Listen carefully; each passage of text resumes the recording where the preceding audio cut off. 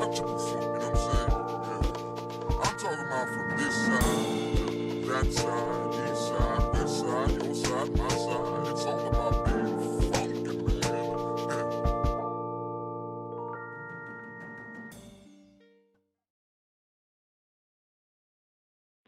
Hey everyone, Kyle with Andrew Hilton here, and I'm here to tell you about our upcoming beer tasting for Wednesday, September the 15th at 6 o'clock. Now, this is our 71st beer tasting. We have tasted some wild and crazy stuff.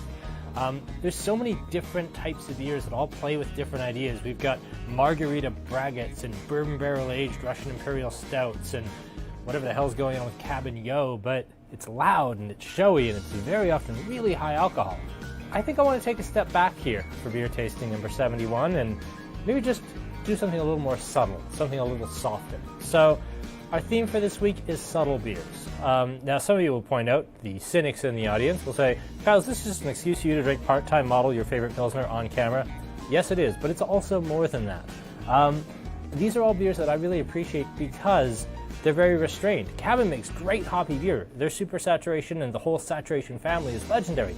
I still think Sunshine Rain's a better IPA, but Retrospectrum is so restrained and held back, and it's got this beautiful balance of hops and malt, and it's a wonderful pint. From Annex, this is actually a California Common, which is also occasionally called steam beer. So really interesting style. They play around with yeast temperatures a lot with this type of beer, but very pretty and very subtle, and I don't think we've ever done a California Common. And then finally, the Afternoon Hoot from SYC Brewing out of Edmonton. And again, very delicate. It's using an Albertan hop clone, but again, very simple, very pretty. So this week is all about taking it back a step, and no triple IPAs with frozen New Zealand grape skins or margarita braggots or still barley wines. Just some very, very good, very complex, but at their core, very simple beers. So a little bit more of a subtler take this time. I hope you'll join us. Media Boutique. Hello everyone, Kyle with Andrew Hilton here. Welcome to our latest beer tasting. I'd like to point out to Aaron that that's not how numbers below 5 work. Fingers mixed. So it's 5, 3, 4, 2, 1. Yeah, well done for that. Thank you very much. So this week is not about counting, because clearly we're terrible at that. This week is about subtle beers. Now, we've done some really loud stuff. I talked about it a little bit in the promo, but I mean, we've done Imperial Stout Week, we've done Fruited IPA Week, we've done tons and tons of sours, tons of high alcohol IPAs, we've done a Barley Wine Week, which I actually have absolutely no memory of, but maybe some other people remember that week. So I want to just dial it back a little bit and do something fairly simple and fairly subtle. Now, as long-term viewers will know, I've come around a long way to appreciating some more subtle, delicate beers, because let's be fair, when we first started this a year and change ago, I was all about bigger, louder, angrier, just give me as much as you possibly can in a beer. I might just be hitting a little bit of a palate fatigue point with that. So we're going to jump into some beers that won't fatigue your palate, and you might find refreshing and complex and interesting. So let's start here with Cabin. And again, I am almost out of spite not tasting super saturation. I don't know if we'll taste super saturation again, because I don't have to. It sells itself. It's the beer monolith of this store. We could sell absolutely nothing else. It could be a whiteout blizzard all day, completely impassable roads, minus 50. And we'd have one sale all day, and it'd be someone who staggered in on death's door and be like, do you have super saturation?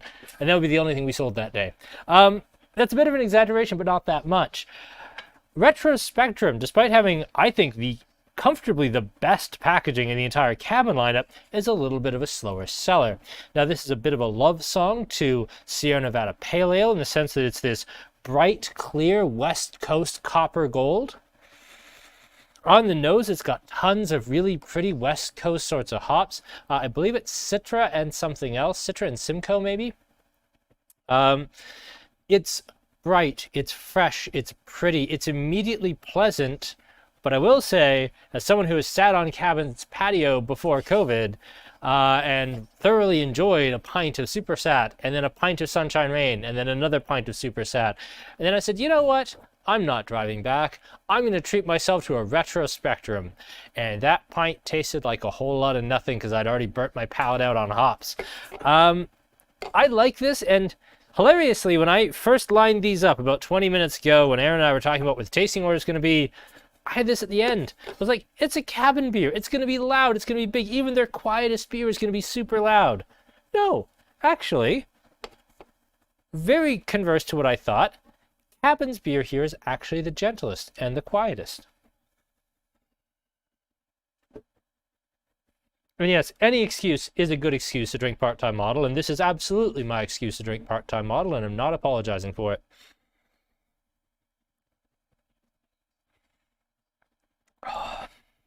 Now, in the mouth, we're going to talk a little bit about the idea of a session beer when we get to the afternoon Hoot, because it advertises itself as such, but this to me is the sort of thing that if somewhere in town was pouring Cabin Retrospectrum, and I'm pretty sure no one in town is, because if you want to, you have to drive to Cabin to get kegs, and if you're going to all that work, why not just get super saturation because it's a license to print money?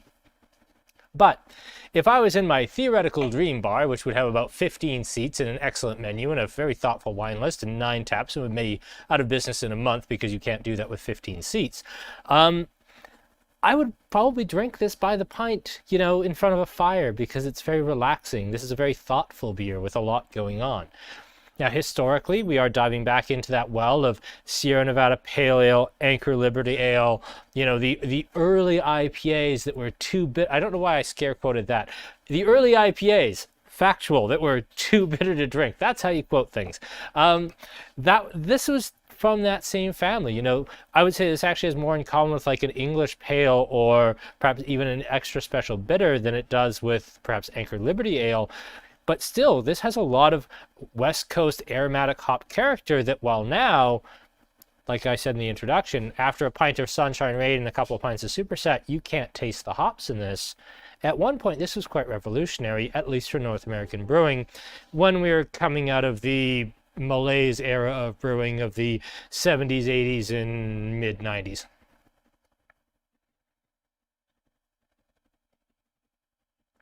And Chris, that's exactly it. You purchased Superset 100 times and never thought of this. And probably to the same point, you very rarely think of Sunshine Rain. There's a reason that Cabin seasonals all often feature the word saturation in them. They know what side of the toast is buttered. They know exactly what is selling for them and what isn't.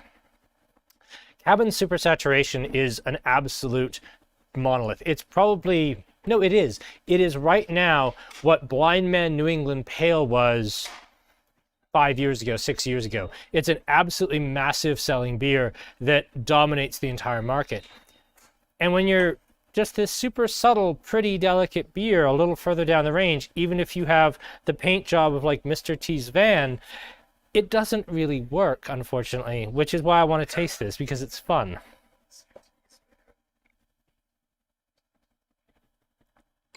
So, classical West Coast Pale, very pretty. In terms of notes, I get predominantly pine and spruce notes here. I do get a little bit of citrus fruit, but again, we're not diving into that East Coast stuff. There's no passion fruit, mango, pineapple, peach. There's none of that over-the-top haziness here. This is very West Coast. So you've got pine, grapefruit, maybe a little bit of lemon, and a lot of spice. Now we're going to get really into spicy hops when we get to our last beer, the California Common, and also, color me surprised that our California Common is our last beer, and it is. I will hear arguments about a tasting order on the first three any which way. This was tough to set. This was number 4 with a bullet. Like, it's just so much bigger than everything else. And you know what, Kevin? Full props to Cabin for making an amazing New England Pale Ale. Like, we did our big head-to-head New England Pale tasting with Superset and Night Gallery and Blind Man. And I'm pretty sure Afternoon Delight was the 4th. And you know what? Even jaded, cynical me, I picked Superset number 1. And it was not a particularly hard decision. I was surprised just how much it outshined the others. It's a killer beer. That's one of those beers that I think, you know, if we were going to nominate a beer for Alberta to enter on the world stage, you know, if we were picking BC, it would probably be something from Superflux. you were picking from Saskatchewan and Manitoba, it would probably be not inviting those provinces. But Alberta, I feel like Alberta, it would have to be Supersat right now, because when I think of, beer superstars coast to coast, what else is Alberta really known for among, like, the beer glitterati? It's Supersat.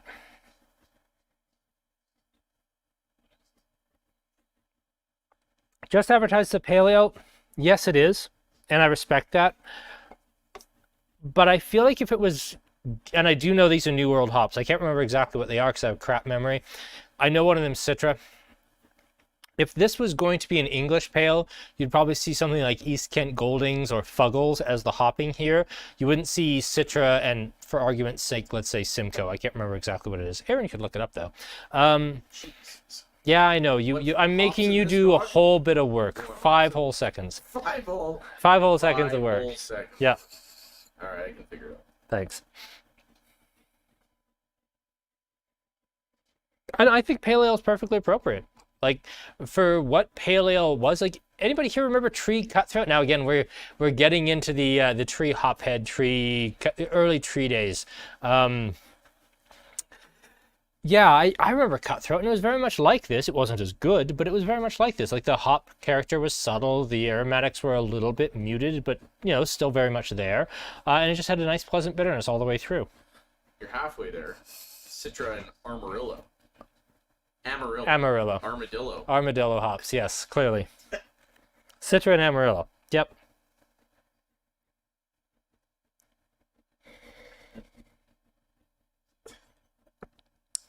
All right, so that was great, but let's move on to beer number 2 here. This is part-time model. This is, I was gonna say my favorite establishment beer hands down, but I gotta say Brighton the Corners has really been changing my mind on that. I know everybody's all about irrational things. They're super crazy dried Sauvignon Blanc with Phantasm, crazy, double IPA, and it's great, it is. Brighton the Corners might be my new favorite establishment beer, and that kills me inside to say, because I've always carried on my love for part-time model for so long. And this might end up runner-up. And you know what? That's okay. We grow, we change, we can still drink part-time model, even if it's not quite as, top of the range as it used to be. Ooh, suppose Superset didn't exist, what would the Alberta beer be? Ooh. Oh, that's a fascinating question. There's an argument still to be made for Blind Man NEPA just because it was the first one that broke out, and pre-Superset, I would say that was Alberta's #1 contribution to the beer market. I really respect Craig's choice of Jamrock. I'm not sure if Jamrock sells enough. Like, we sell buckets of it. But I'm not sure if Jamrock is that big. Like, I'd almost have to say Night Gallery?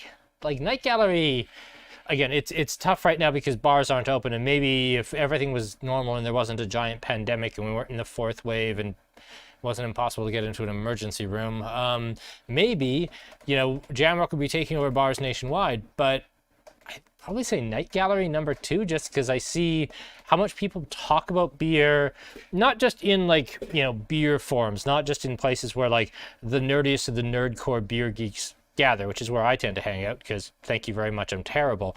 I'm talking about, like, on the more broad spectrum, more what, the general people are talking about. I think that Night Gallery after Superset probably has the most penetration, and if not Night Gallery, then Wavepool, one of those two. Because I'd love to say something from Annex, because I love Annex. I'd love to say Establishment, because I love Establishment. But in terms of, like, people from outside Alberta recognizing breweries, I'd have to say that Blind Man Cabin and 88 have got to be the top 3. And it would be one of their 3 New England pales, either Superset or Night Gallery or Blind Man NEPA. Take your choice. And that's not a statement on quality by any means. I would, gun in my head, I would definitely take Jamrock over Night Gallery. While I thoroughly enjoy Night Gallery, Jamrock versus Wavepool would be a lot more interesting. I think that would depend on my mood in the season. Hot day, Jamrock. Colder day, I want a Wavepool because I like the higher alcohol when it's cold. Cool, crisp fall day like this, well, I want a Pilsner. How's that for a segue, Aaron? That's right. Um, ooh, New Zealand Pilsner. New Zealand Pils. Well, New Zealand Pils is okay. So we've tasted a lot of different types of Pils. We've tasted Czech Pils, German Pils, of course, Italian Pils like Idle Hands, and when we can ever get it again, SYC Pontificato. Because we haven't seen that in like 5 weeks. It's been so bad. I haven't seen Pontificato in so long. But there's also American Pils, which is kind of like a hoppier version of like German or Italian Pils. New Zealand Pils is basically a hoppy lagered version of a Kolsch using New Zealand hops. So it's not as weighty or as crackery as a Czech Pils. It's not as rich as a German Pils. In terms of style, I'd say it's probably very much in a subfamily or subgroup along with Italian and American as being fairly light-bodied but very intensely hoppy Pilsners. Except they use exclusively New Zealand hops. Now, New Zealand hops these days are very, very common, but I can remember 10 years ago where like people were just starting to get into like Nelson Sauvin and Riwaka, and this was back when I was still homebrewing pretty heavily, and like, you know, you wanted Cascade and it was $3 an ounce. You wanted Riwaka and it was $8. You wanted Nelson Sauvin and it was $11 an ounce. It was just madness.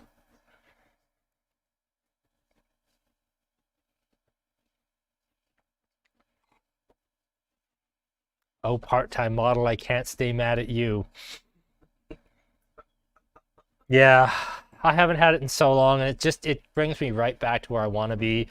I know the number one Pilsner down here is always Pontificato. We do a really brisk trade in Idle Hands and the Blind Man Five of Daemons, which is a fantastic Pils as well.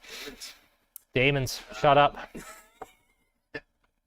What's going on in this thing? Like it's like green peppery or something to me. The initial hops are really typical New Zealand in the sense that they're very tropical fruit. You do get kind of that gooseberry green lime thing that I tend to get out of like New Zealand Sauvignon Blancs as well. Yeah. And then I get something kind of limestone soapy right after that. And I think that's just the nature of the lager yeast playing with some of the more tropical notes in the hops. I'd probably prefer if the beer was absolutely perfect, I would think that slight soapiness would not be there, but I'm so used to this beer that I kind of look for it now and I enjoy it. What hops, do you know what hops they use? Do they say? No, I tried Establishment, I tried the Alberta Beer News, I tried Beer Advocate. I could not find a hop list on this anywhere. Like I could just... No, you might be able to, but I went through the entire first page of Google results and could not find a hop list. Maybe it's on page 2. Ooh, Long Shadow's IPA. I disagree purely because West Coast IPAs aren't that in fashion right now. And if we were naming a blind man, the beer that really made Alberta was Blind Man Nipa for a very long time. And ooh, that's such a hard one because I actually like Long Shadows better because I'm such a West Coast beer drinker. I want Long Shadows to be the answer. I just don't think it is because it never achieved the market penetration that Blind Man Nipa did. What I really love about this is how soft the mouth is. Like this, while it was very, very pretty, you still got that big, bright, hard hit of ale yeast right in the mouth. This is still a lager. It's still very gentle, very laid back. You can kind of see why lagers became so universally popular. Going ale to lager back to ale, this is going to seem very, very jarring. I initially actually wanted the lager first to avoid that, but this is so subtle I actually couldn't put it after the part-time model because it just disappeared.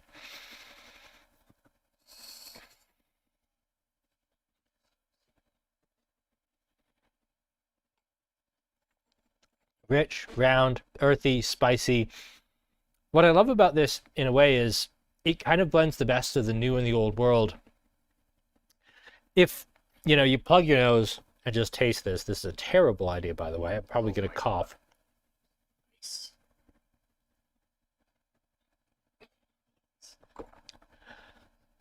The reason I did that, other than the fact I'm really dumb, The main reason I did that is that I don't want to smell all of those crazy, fresh, pretty New World hops. What I wanted to show my own palate was that, okay, without all those crazy, pretty aromas, once this is in the mouth, it's still cheesy, it's still earthy, it's still spicy, it's still peppery.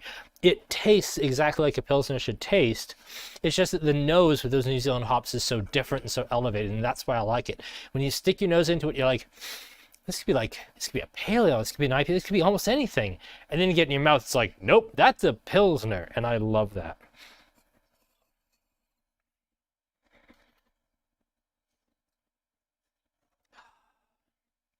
It seems mean, and you know what?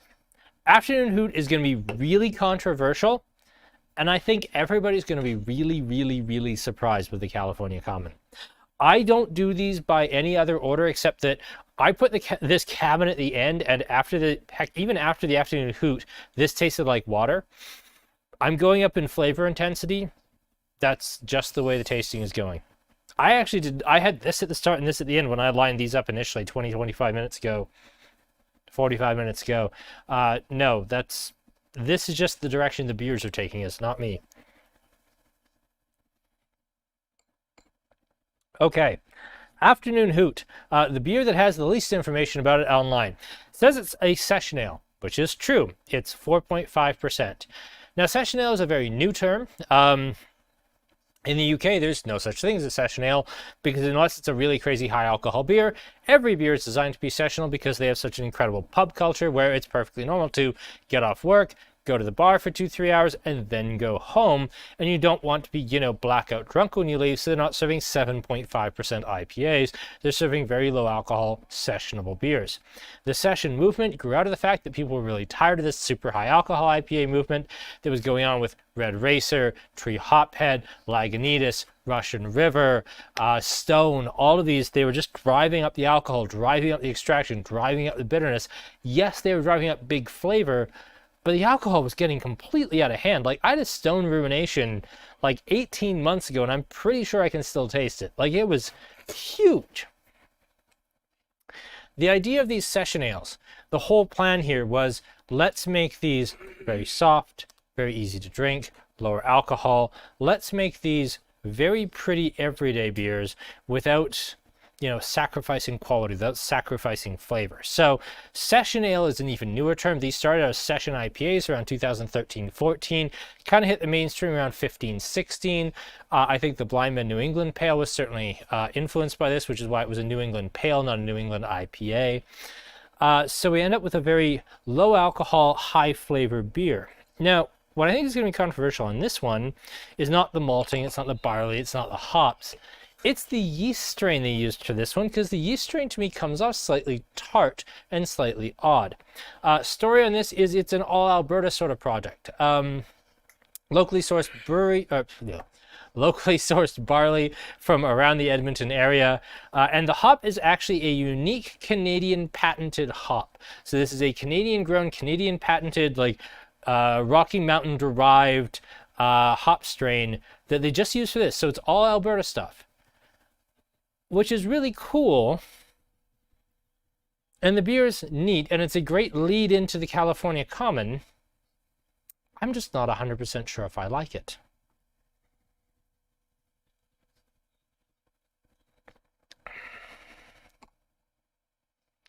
And you're right, Justin. The first 3 beers would be a great starting point for someone just getting into craft beers. And they would be. So too will the California Common at the end. Subtlety doesn't have to mean boring. That's one of the things I've learned over the last year and a half. These are all excellent beers on their own merits. The Afternoon Hoot, we'll see how the opinions come down. There's nothing wrong with taking a step back and saying, you know what, I perhaps would like something that's not dragon fruit, amateur, salted lemon, wheat ale. As much as I loved Yo, and Yo is absolutely fantastic. It's kind of nice to not have that. I could have a can of Yo, that is true. I could drink many, many more Retrospectrums or part-time models or Afternoon Hoots. Yeah, I don't think there's any shame in producing an entry-level beer. In fact, I think it's important when we taste the new brewery, which we're going to next week here with Born Colorado. I think it's really important to actually taste their entry-level beer, because it kind of gives you a good weather vane as to whether the whole brewery is going to be something you really want to drink. We'll get to the beer tasting in a little bit for next week, but let's talk about Afternoon Hoot for now.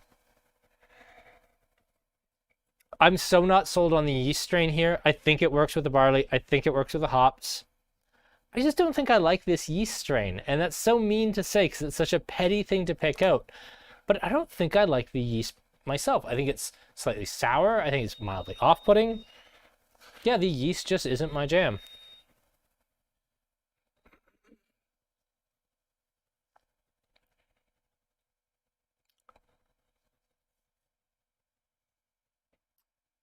Sorry, I'm not trying to be boring. I'm waiting for that swell of mandarin orange I just read in the comments.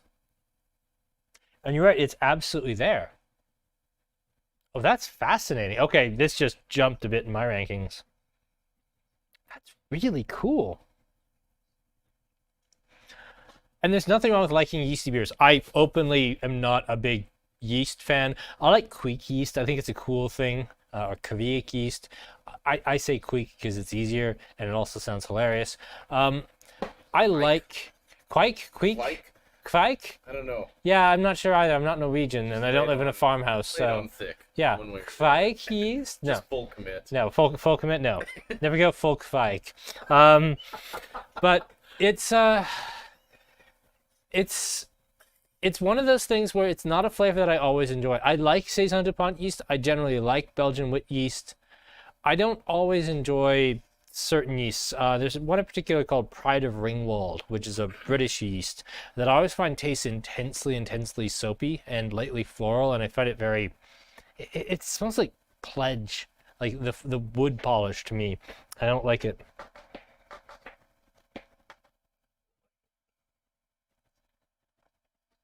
And apparently I am the only grump in the chat. Everybody else loves this yeast strain, so fine. Very well. I'm not going to say I'm wrong, but maybe I should tone it down a bit. Because this does sell very well for us. Not as well as like Clock Out Lager, but it still sells very well.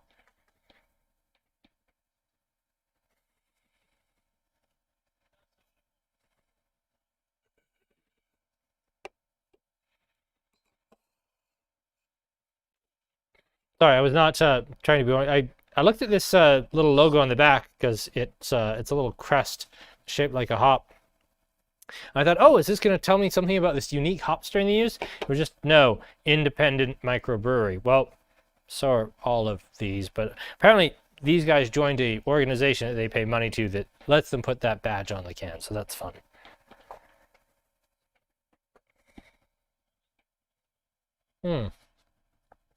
This is growing on me, I will say. I still think it's giving me my number 4, but it's growing on me. And yeah, it's the tangerine. It's like a cooked citrus marmalade mandarin orange thing. And yeah, it's like a warm citrus. And maybe it's because I like grapefruit and lime as flavors more, but yeah, I don't know. This is fun. Thank you, Chris. Yes, there is absolutely a savory note to this, and I think that's also coming from the yeast. And maybe that's what's off-putting for me. There's just something about this for me that's not doing it. So if it does it for you, if it's your number 1 beer, awesome. It's a fantastic beer. It's by one of my 5 favorite breweries in Alberta. It should be a fantastic beer. It probably is. It's just not for me.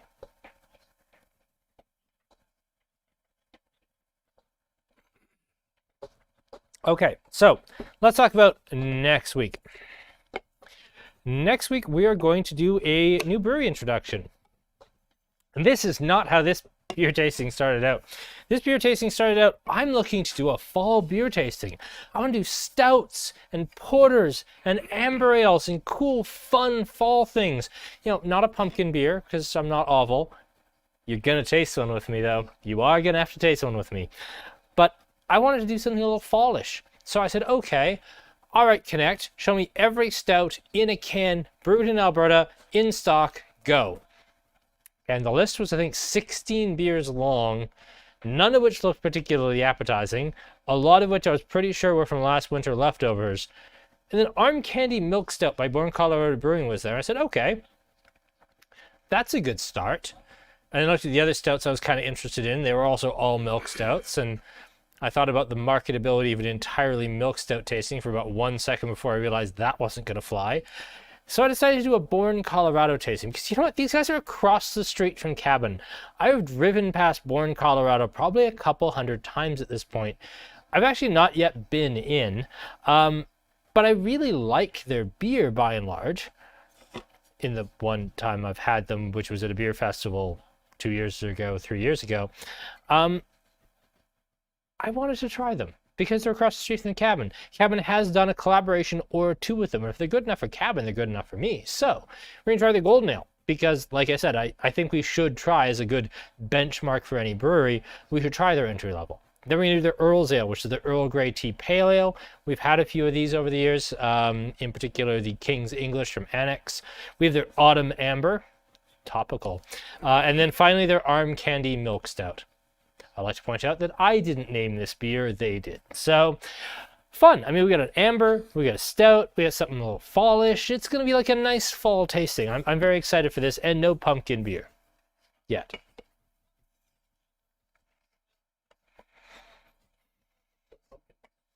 We will do a pumpkin. We're not doing a pumpkin beer week because I don't hate myself that much. Yeah. So, yeah, that's next week. Let's dive into California Common, and probably our most interesting story, because I'm pretty damn sure this is our first California Common, aka steam beer, we've ever tasted. Now, this comes out of, you'll be very shocked to learn, California, particularly out of the Gold Rush era, where lagers were really starting to pick up in terms of popularity at the time. But when you got to California, the temperatures required for making lagers, at least in summer, if you've ever been to San Francisco, it is surprisingly cold there, basically any other time except noon in July. But it was still too warm for lagers to really be happy, and ice was expensive and hard to get. You really couldn't do lagers, despite the fact that the predominant brewer's yeast you could get on the market was not ale yeast, it was lager yeast. So what did they do? Well, they had ale temperatures and lager yeast, and they needed to make something, and the 49er gold miners weren't particularly fussy, so they just made ale with lager yeast, and they called it steam beer, because screw it, it needs a name. California Common these days is a little bit more subtle than that. In particular, it always uses the Northern Brewer hop variety for its kind of piney, minty, woodsy character. Further to that, they ferment it more towards the cool side of the ale range, and they use a very specific type of lager yeast that is happier at that range, and our lives were all richer for it, because if you took a standard, the Pilsner yeast or lager yeast they used for this part-time model, and you fermented it what this was probably fermented at in terms of temperature, it would taste incredibly plasticky. But steam beer is basically a lager yeast in a beer. Can't really call it a lager or an ale because it's a bit of both, with Northern Brewer hops, fermented on the cooler side of the ale yeast fermentation temperature. So what does it taste like? Oh, and it's so spicy. This is definitely done with the Northern Brewer hops because you get that mintiness. Mint is almost endemic to this particular type of hops. The reason that Northern Brewer is specific to steam beers is the first modern steam beer, Anchor Steam, was made with Northern Brewer. It's rich, it's broad, it's spicy. If this reminds a lot of people of an ESB, I'm right there with you, but rounder and softer, and has more of that hashtag mouthfeel of a lager, because it's rounder and softer, and it almost tastes like softened water versus hard water. That's in many ways how I feel about ale versus lager. This has that soft water mouthfeel of a lager. And it has this beautiful floral spiciness that in a certain way actually reminds me of that separate together tamarind lime gyoza we had last week, because it's just got this tea-like pretty character.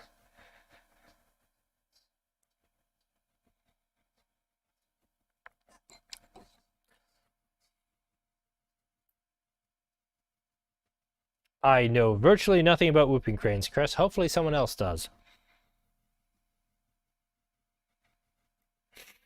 There's a lot of love for Flying Monkeys Paranormal. I will admit it is as good a pumpkin beer as I've ever had. That is perhaps not as high a bar to clear as you might think, but it is a very good sign. Actually, I will say, I actually like pumpkin beers as a sour. There's a pumpkin sour called Ichabod that I really respect. I can't remember the name of the brewery, maybe Ithaca Brewing out of New York? You fought with this last year. Yeah. Second last tasting. I can't remember what it was either. It's a good name for a pumpkin. It is. Sour. And yeah, Craig, like, it's refreshing, it's deep, complex, lively, spicy, it's got a lot going on. It's different than the others because it's a bit of an old-fashioned beer style and not one we see very often, but I'm guilty of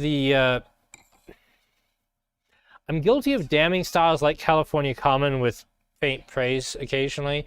When I think California Common, unfortunately, because I'm a child of my own era, I think Sleeman's Steam, which was like Sleeman's Honey Brown, but slightly less interesting and didn't sell as well. I like steam beer. I particularly like this beer, but then I always like what Annex makes as a rule, unless it's Paradise Found, because I don't get it. No, I like this. This is right up the lane for me.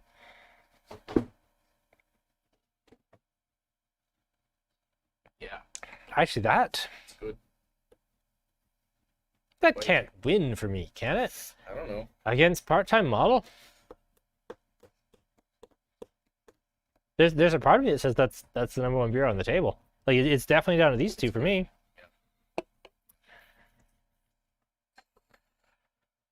I think I'm going to give it to Part-Time Model by a nose, but this gets closer than it has any right to. 1, 2, 3, 4 for me. And Craig went to the same thing. Like, yeah, like, we split on these, but I'm right there with you, Craig. This is too close to call. I'd almost say 1, 2, 3, because these were really close for me. And this was also very good. Yeah, I'm going to call it a tie. Yep. Tie? 1, 2, 3. Not a four-way tie. That's dumb. But 1, 2, 3 for me. Yep, we'll call that a tie. Well, we've never had these two beers next to each other before. Jesus. It's heavy. Kevin gives the number 1 to the Retrospectrum. Awesome. 2 to this. Then to the California Common, finishing with the Afternoon Hoot. Fully respect that. Not a bad beer in that lineup at all.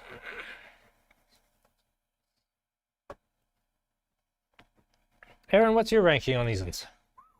Give me a minute. I'm thinking of it. Thinking about it? Thinking about it still. Yeah.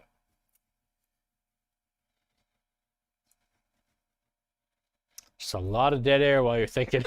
You're supposed to fill it with something. While No, it's much more fun to just leave you awkward and hanging.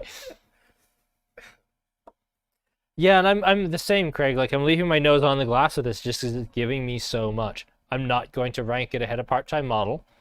I'm just not. Pass me just a little more of the Afternoon Hoot. Got her.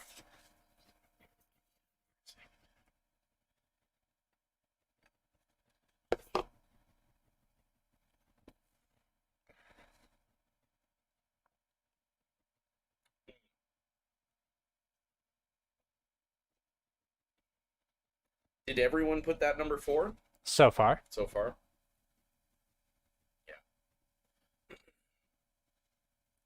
Yeah, I think I like the Retrospectrum better than that. Yeah? But I don't like it better than Part-Time Model. Okay. But I think I like this Conservation Brew the best. Okay. So I think I'm probably 1. you.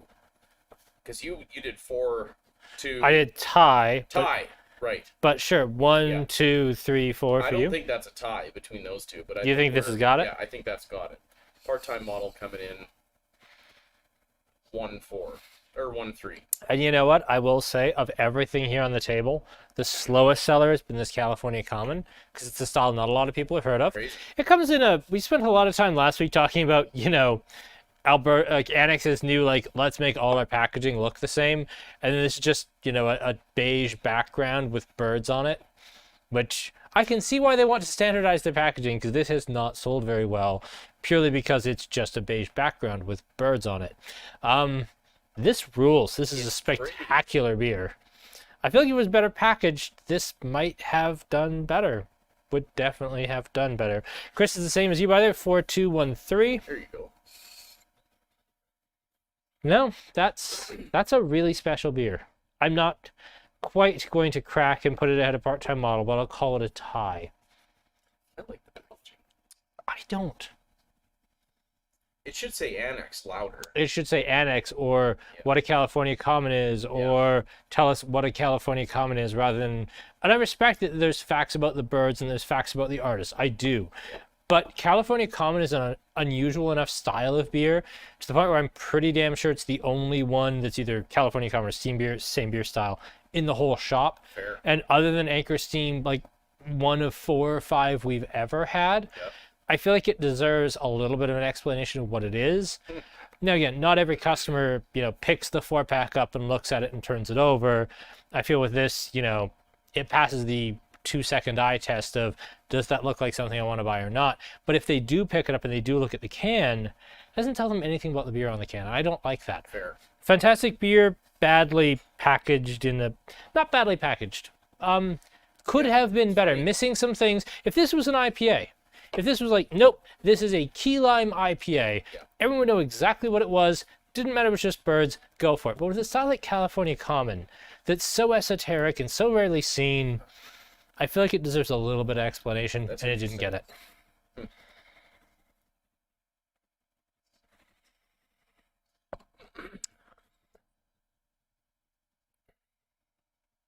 Yes, this is a conservation charity brew.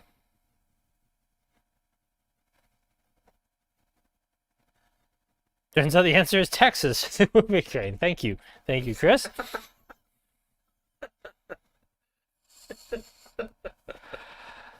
You know what, Kevin? I'm just about ready to jump on board with you. Like, we have some swings and misses from 88. We have some swings and misses from Cabin. Establishment's pretty darn consistent, but I gotta say, like, Annex, for a beer that when they first came out, I really loved them, and then they didn't sell, and it kind of fell off for me.